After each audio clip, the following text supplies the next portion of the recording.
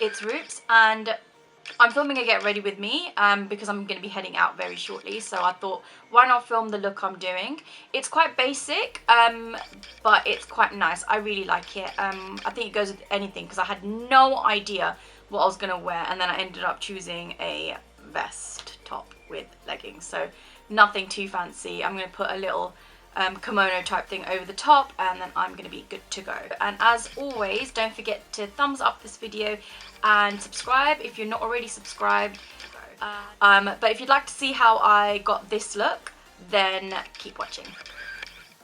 So as per usual, I'm using my Too Faced Shadow Insurance and the MAC Soft Ochre Paint Pot to double prime my eyelids because my eyelids are greasy as.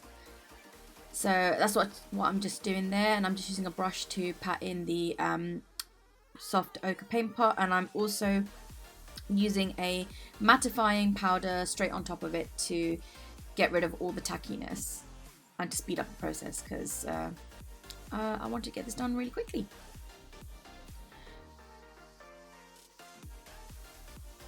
So I'm using the Morphe, I think this is the Copper Spice palette, and I'm just taking the two shades at the top to build up the colour in the crease. Now this is the first time I was using this palette, and you'll see a little later on that I actually did struggle to use it a little bit. It's a lot better than other Morphe palettes that I have, but it is a little bit hard to blend. So I'm taking this now, this kind of coffee-ish kind of shade, and I'm just trying to build up the colours in the crease. And as you can see, there's like little to no fallout, and it builds up really nicely. So I think it's actually one of the better Morphe palettes that's come out. And it is quite nice, but I think I'll have to play around with it a little bit more before I actually have a you know, definitive opinion of it. But for this particular look, I found it a little bit hard to blend. That's why I keep going back with my MAC 224 brush, I think it is, to try and diffuse the colour. And then I just took the darkest shade to try and deepen up that outer corner a little bit more because it just wasn't rich enough for my liking.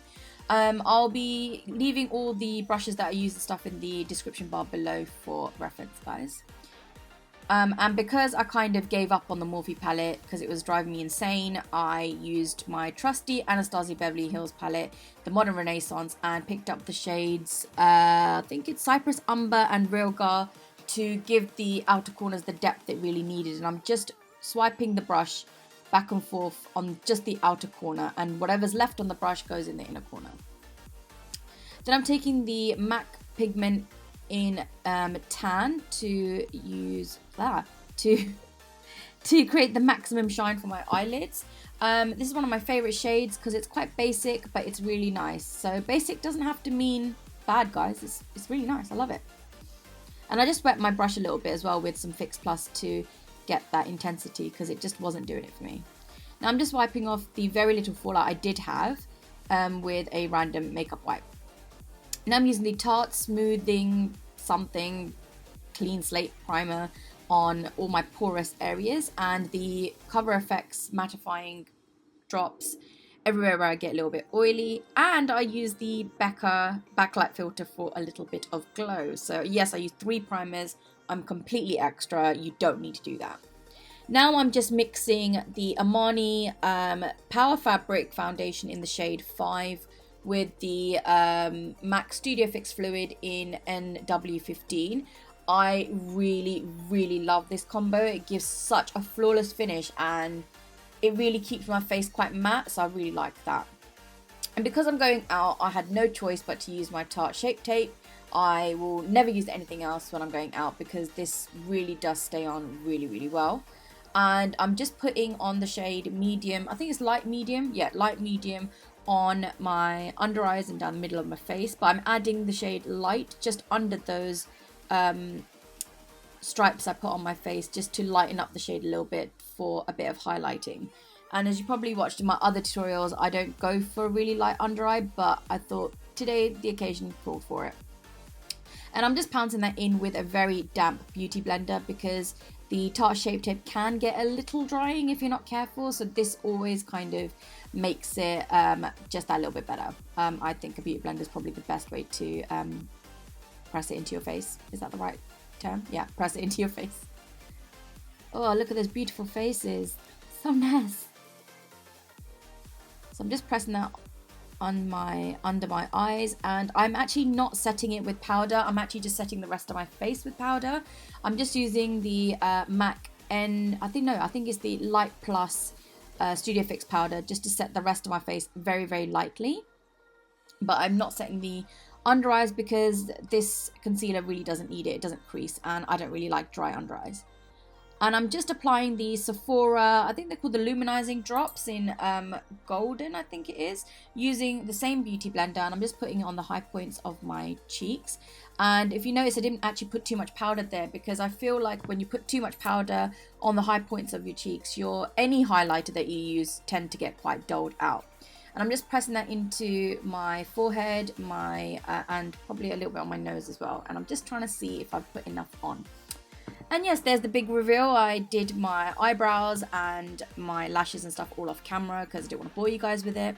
And because I didn't think the highlight was enough, I used the Huda Beauty Pink Sands highlighting palette and used the shade Capri, which is the cream shade, on all the high points of my face using a random Morphe brush. I don't remember the name of.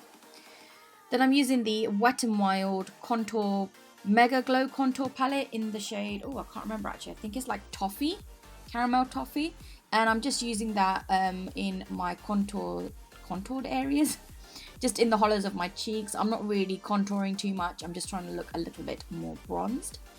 But yeah, I'm using, oh my god, this brush, it is absolutely the best brush ever. I really can't remember the number of it, but I'll leave it in the description bar below, but it is awesome.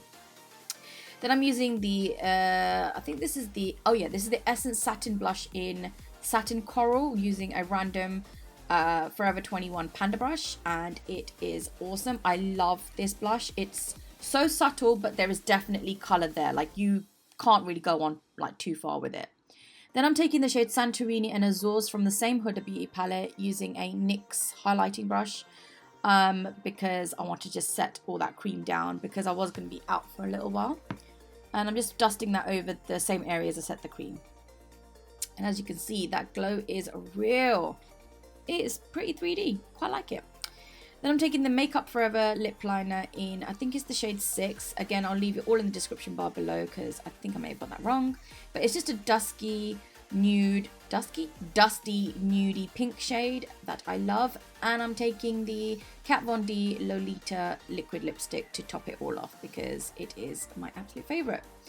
And like I said, I just wanted to keep it a little bit basic, so I went for a fairly basic lip. But this eyeshadow is so neutral, you could probably use any lip colour with it, to be honest. So you just do what you want to do, guys. This is just the shade I went for. And just to set it all in place, I'm taking my Cover FX mattifying setting spray. Yeah, setting spray. And I'm just spraying that all over my face to set it all. And boom.